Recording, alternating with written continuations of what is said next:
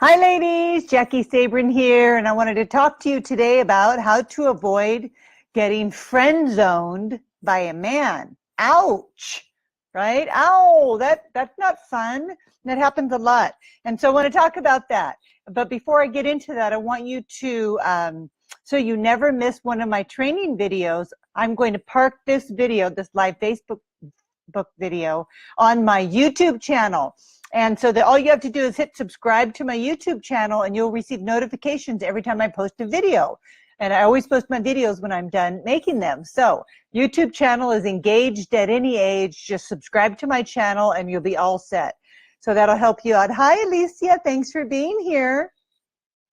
And so this is a common thing that happens with ladies, getting moved over to the friend zone by men.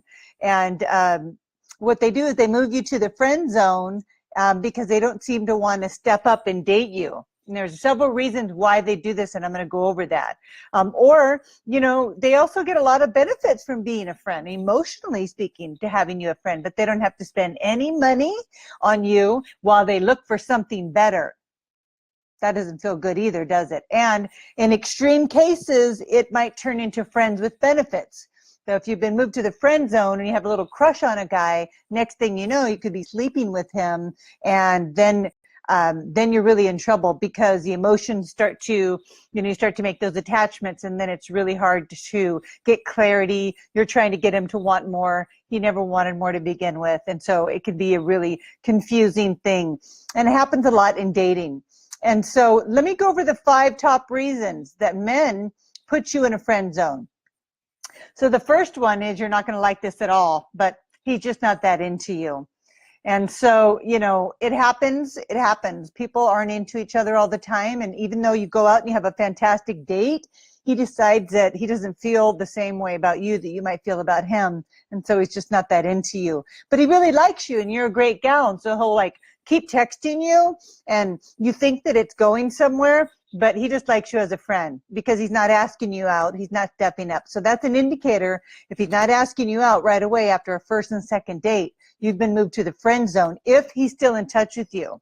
And so I just recommend when that happens, stop texting him. If you text him and then you guys end up on a date and then he asks you out, but then he doesn't follow up with the date and he texts you pictures of him on a trip or how are you or how was your day like, and he's talking to you, he's friend zoned you. Move on. Just stop responding to him until he asks you out. And if he doesn't ask you out, then there's your answer. So the second reason why men put you in a friend zone is because they don't have time.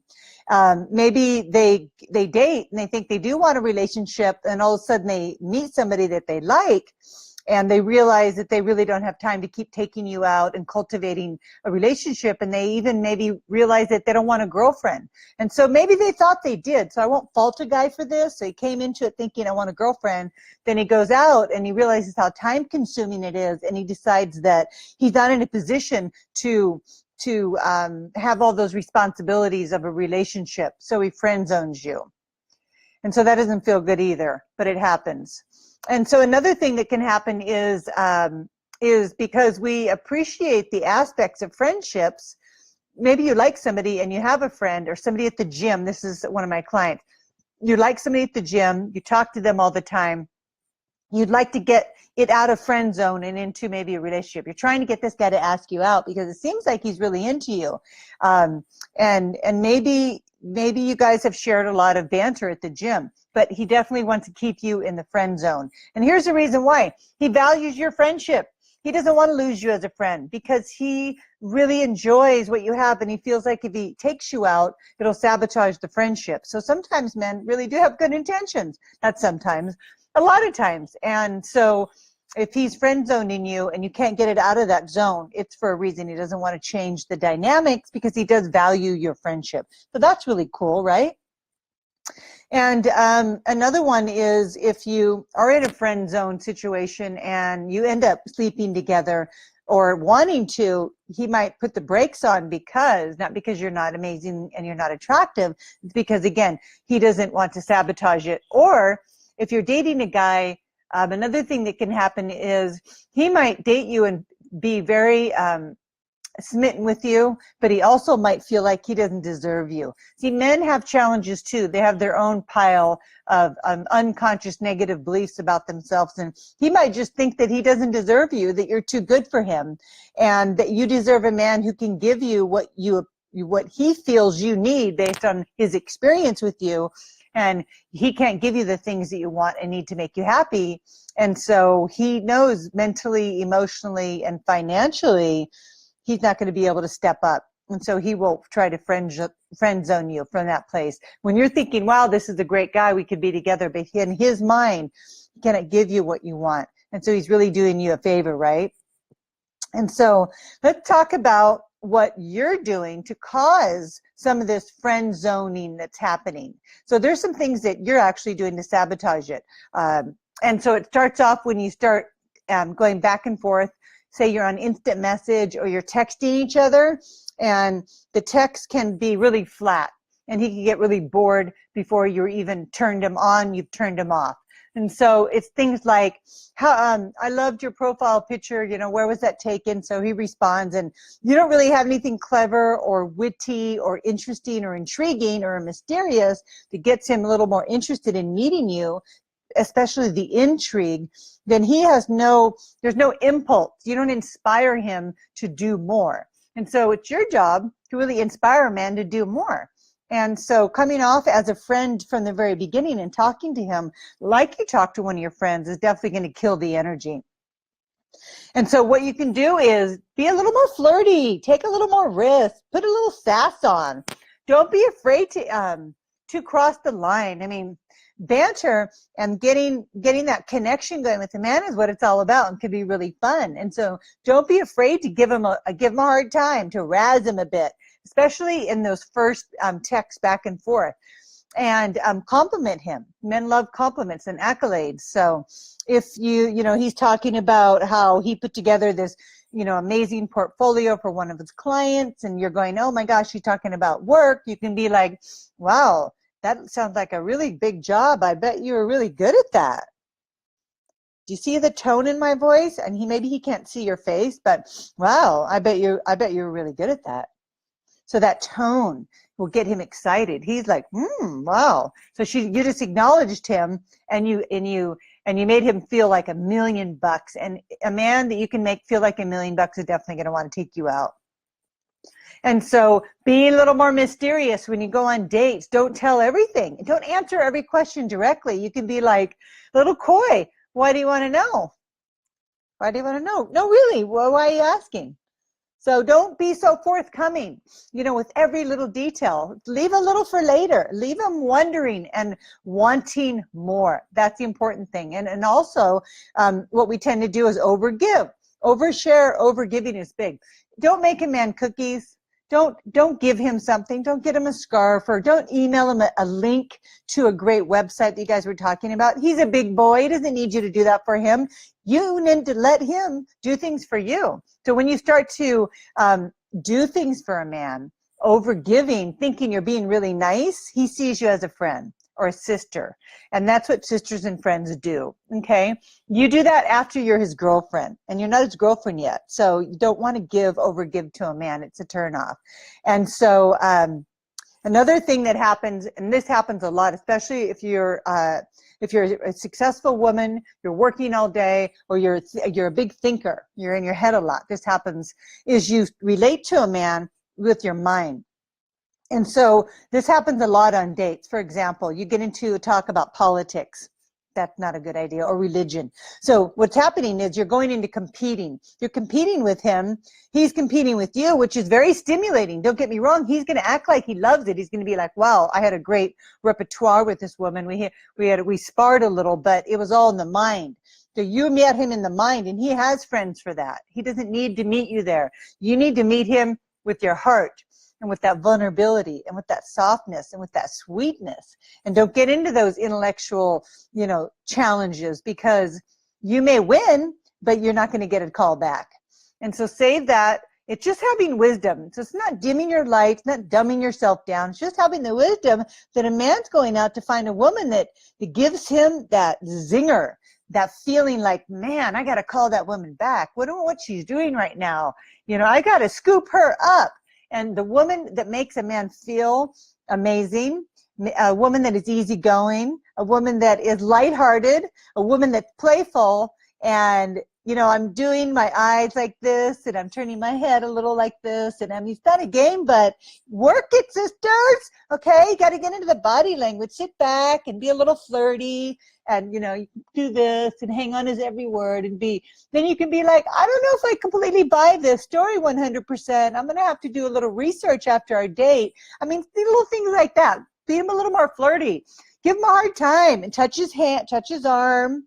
You know, get him a zinger. What you want to do is trigger a response in him. And yeah, it might trigger his little head, but hey, that's not so bad. You're not going to sleep with him, but you want to get him out of his mind, get him into his body so he feels something like, wow, he just made a connection with you. And so how you say things and how your body language is almost 80% of everything. So slow your roll. Don't be so forthcoming with all the information. Stop over giving. Smile when you talk. It's really hard to do these broadcasts and keep the smile going. I actually practice it a lot because normally I would just be talking like this. You can't even see my top teeth, right? My lips thin, so I got extra lipstick on. So you got to practice talking while you're smiling. And so that's a whole nother skill set because it's more fun, right? Don't I look really happy and bubbly and fun? And I'm just smiling the whole time I'm talking. And so maybe you can fake it till you make it. That's one of my little secrets. So what that means is try it on. Try it on. It's not going to be comfortable, but wear it, wear it, wear it. And pretty soon it becomes automatic. And a man is much more interested in a woman with a smile. I mean, that's the best thing you're ever going to wear is your beautiful smile. So learn to smile while you're talking because it makes your eyes sparkle too. So it's another thing that happens. And so you just got to be more present and more aware of the power you hold over men. You are so powerful, you have no idea how much power you have. Just for a man to get in front of you is a gift to him. And you need to start owning your power, owning your femininity, owning your sensuality, owning your sexuality. They want all of that, and you have it, and you're in control of it. I think that's great. So we have so much superpowers. You just have to learn to use them. And the last thing I want to say about this friend zone thing is I think the reason why we allow that to happen is because we're afraid that we're not going to meet anybody else. It all comes down to fear, right? Everything comes down to fear of rejection, fear of not meeting anybody else. But ladies, you got to snap out of it. That's what I'm going to say about that. You've got to stop buying into the fact that you're not going to meet anybody, because the more you think about, the more you bring about. You think about, I'm just going to go along with this and be really nice to this guy just in case I don't meet anybody else. Forget that. This is the new you. We got a new year coming up, and I want to challenge you to shift into the better version of yourself by listening to this video again. And remember to use that body language. Maybe listen to some peppy music in your car on the way there and just get all, you know. I love Journey for that, or Kobe Calais, or any of those songs that really get you going, get you feeling really good about yourself. Those are great tools to use, by the way. And so, ladies, I put together a dating capsule. It's an audio collection with all of my audios are going to help you to learn how to be a flirt, to learn how to form your own responses. I'm giving you mine until you can make them your own. I'm teaching you how to get to a second date, why you don't get on a second date. I'm sharing my profiles with you. I've got the interview with me and my husband.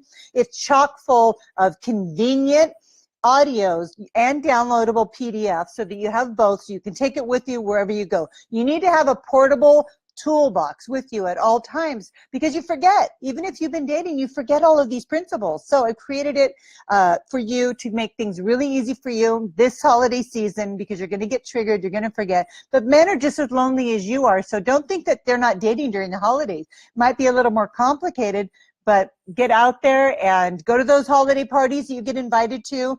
I'll drop the link to my online dating capsule collection so you can pick it up. I mean, it is less than a spin class. I talked about this earlier this morning. For $19, you get the whole collection. So it's a no-brainer. So make sure that you take advantage of that offer, and next week I'm hosting a webinar on Thursday instead of one of my live videos, because I'm going to teach you girls for once and for all how to get your banter on, how to be flirty, how to be coy, all these things that I was just talking about. I'm going to do a whole training on them so that you can become an expert at hooking and reeling them in. And that's what my webinar is called. Hook and reel. Hook and reel, sister. I love it. So I'm going to teach you how to hook and authentically reel a man in. It's all authentic because it's what men want, and you just need to learn how to get what you want. And I'm here to teach you everything you need to know about these topics. So thank you so much for being here. Thank you, Alicia. I love you. Hi, Marissa. Hi, Sandy. Okay, ladies, go out there and get them. Okay, lots of love. Bye.